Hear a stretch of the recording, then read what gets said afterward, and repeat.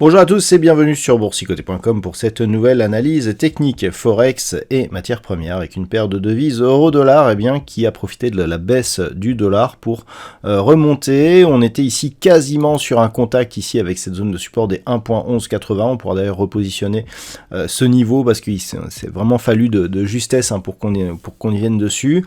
Donc vous voyez qu'on avait une évolution ici qui se faisait bien sous la moyenne mobile 20 exponentielle. On a totalement inversé la tendance puisque avec les événements du jour, on a ici un dollar qui redescend et je dirais un mouvement de rebond technique qui est en train de se mettre en place.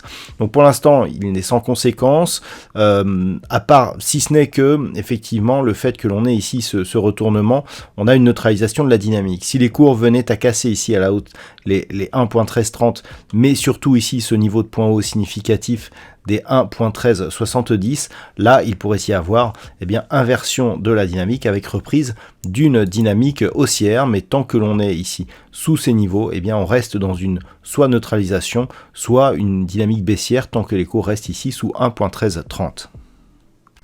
Sur la paire de devises livre sterling contre dollar américain, c'est très intéressant ce qui s'est passé puisque là aussi on a eu une baisse du dollar, mais dans le même temps on a eu une baisse de la livre sterling. Effectivement, l'éventualité d'une reprise de la pandémie éloignerait la possible hausse des taux de la part de la Banque centrale d'Angleterre, et donc quelque part ça met une pression baissière sur la livre sterling.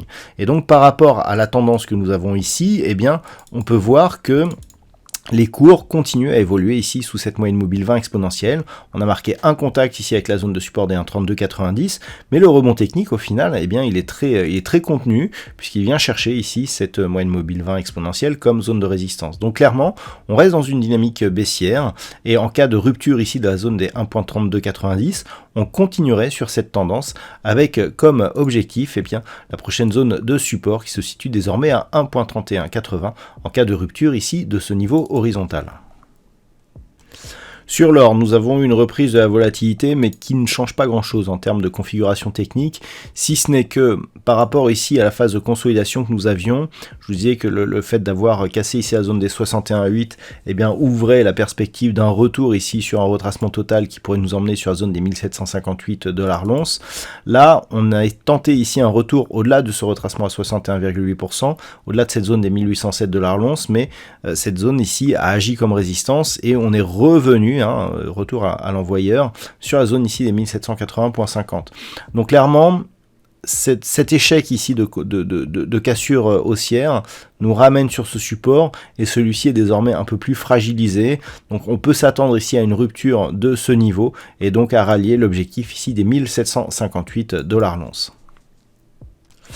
Et puis enfin le WTI avec un signal très technique. Regardez, je vais élargir un petit peu ce graphe.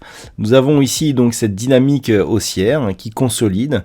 Et comme je le dis souvent, si on casse le retracement à 61,8%, on vise un retracement total. C'est exactement ce qui s'est passé. Alors cette baisse s'explique par une possible reprise de la pandémie qui amoindrirait la demande donc sur le pétrole, s'il y a des mesures sanitaires qui reprennent. Donc on a eu une nette baisse ici et une accélération à la rupture de cette zone des 75 $ le baril pour revenir chercher ici un précédent point bas significatif. Donc le pétrole rentre dans une dynamique baissière qui pourrait s'accélérer. Si cette zone ici venait à céder, on pourrait repartir sur des niveaux qui n'ont plus été vus depuis très longtemps. On a ce support majeur ici des 65,20, mais c'est surtout ce plus bas significatif ici proche des 61,70 $ le baril qui pourrait être visé en cas d'accélération ou si les mesures sanitaires venaient à être confirmées. Donc le WTI retrouve une très forte volatilité, c'est un actif à surveiller donc lors des prochaines séances. Voilà donc ce que l'on peut dire sur cette analyse technique Forex et matières premières. Je vous souhaite une bonne soirée, un bon week-end et on se retrouve dès la semaine prochaine pour d'autres analyses techniques, toujours sur le site boursicoté.com.